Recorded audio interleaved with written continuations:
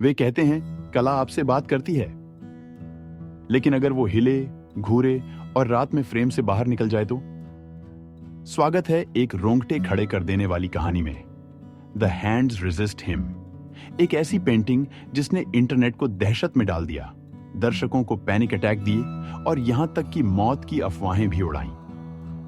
हाँ, यही वाली पेंटिंग, आपकी दादी की फ्रूट बाउल नहीं। तो असली माजरा क्या है? भूतिया मास्टरपीस, कोई बड़ा धोखा, या फिर ऐसा कुछ जिसे रात में बात भी नहीं करनी चाहिए? चलिए जानते हैं। बस एक नाइट लाइट जरूर जला लीजिए। साल है 1972।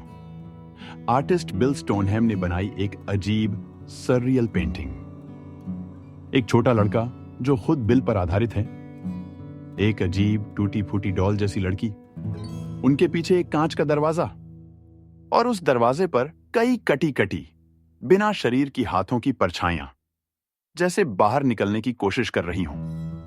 अब मुझे नहीं पता आप क्या सोचते हो, लेकिन अगर यह पेंटिंग किसी के घर की दीवार पर टंगी दिखे, मैं तो धीरे धीरे पीछे हटते हुए भाग लूंगा। बिल के अनुसार यह पेंटिंग सपनों और जागती जिंदगी के बीच की दीवार को दर्शाती है। हाथ, जिंदगी के वो रास्ते जो हमने नहीं चुने। डॉल, एक गाइड, सपनों की दुनिया की। हाँ, बिल्कुल नॉर्मल ड्रीमस्केप। डॉल की खाली आंखें और भूतिया हाथ। कोई डरावना नहीं बिल, बिल्कुल नहीं। कट टू साल 2000।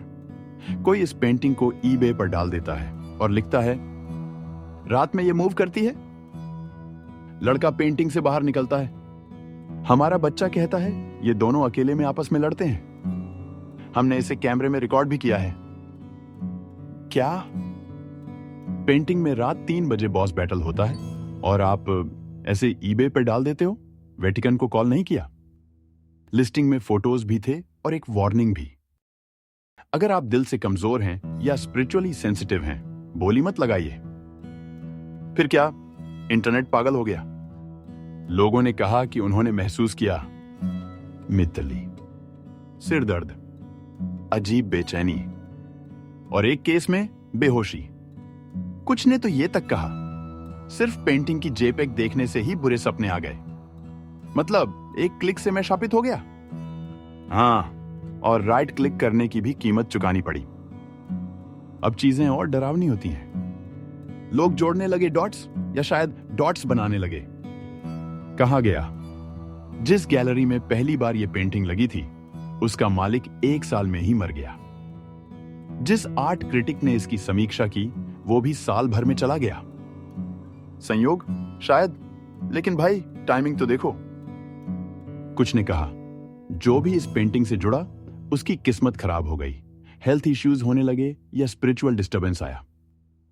लेकिन असली सवाल यह है, क्या यह सब मन का भ्रम है या सच में इस कैनवस में कुछ गलत है? और सोचिए, अगर आपको $1 मिलियन मिले तो क्या इसे अपने बेडरूम में टांगेंगे? कोई जजमेंट नहीं, बस पहले पंडित जी को बुला लेना। तो अब यह शापित रचना कहां है? द हैंड्स रेजिस्ट हिम अब ग्रैंड रैपिड्स, मिशिगन की एक गैलरी में है और डिस्प्ले पर नहीं है, जो शायद सबसे सही फैसला है। सोचिए, आप किसी आर्ट एग्जीबिशन में वाइन पीते हुए घूम रहे हैं और सामने ये भूतिया पेंटिंग आ जाए।